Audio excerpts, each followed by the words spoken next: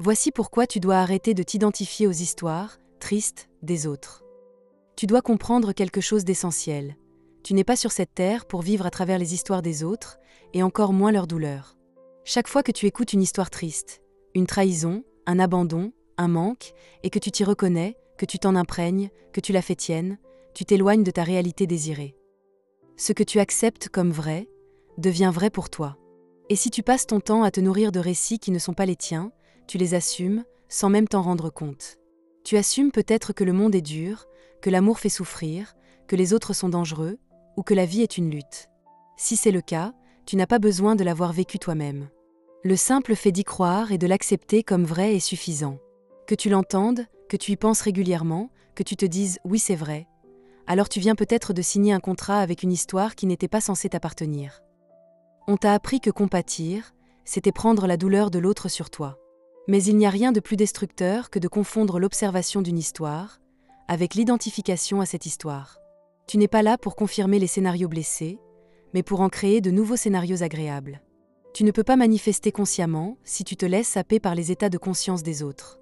Car tout ce que tu vis est le reflet de l'état dans lequel tu te maintiens. Tu peux pleurer sur l'histoire d'un autre, tu peux être touché, ému, bouleversé. Mais si tu y restes, si tu l'adoptes, si tu te dis « c'est pareil pour moi », alors tu quittes ton propre chemin pour vivre un scénario que tu n'as pas choisi. Et le pire, c'est que ton mental va chercher à te prouver que tu as raison. Il va te montrer encore plus d'histoires tristes, encore plus de malchance, encore plus de ruptures, encore plus de douleur. Juste pour te confirmer que ce que tu crois est réel. Mais ce n'est pas réel, c'est seulement accepté. Et ce que tu acceptes dans ton esprit, tu l'expérimentes dans ton monde. C'est là qu'il faut être radical. Tu n'es pas obligé d'accepter comme vrai pour toi toutes les croyances populaires qui circulent. Tu n'es pas obligé de prendre sur toi les douleurs non digérées des autres. Tu peux écouter une histoire et dire ou ressentir « Je comprends que tu aies vécu ça, mais ce n'est pas mon expérience. Je ne l'accepte donc pas dans ma réalité. » Trop de gens vivent à travers des mémoires qui ne sont même pas les leurs. Les peurs de leur mère, les croyances de leur père, les traumatismes de leur entourage. Et ils les transportent comme si c'était leur croix. À force de répéter « Je comprends, moi aussi j'ai vécu ça », tu te lies à un passé qui n'est même pas le tien. Et tu oublies que tu es libre.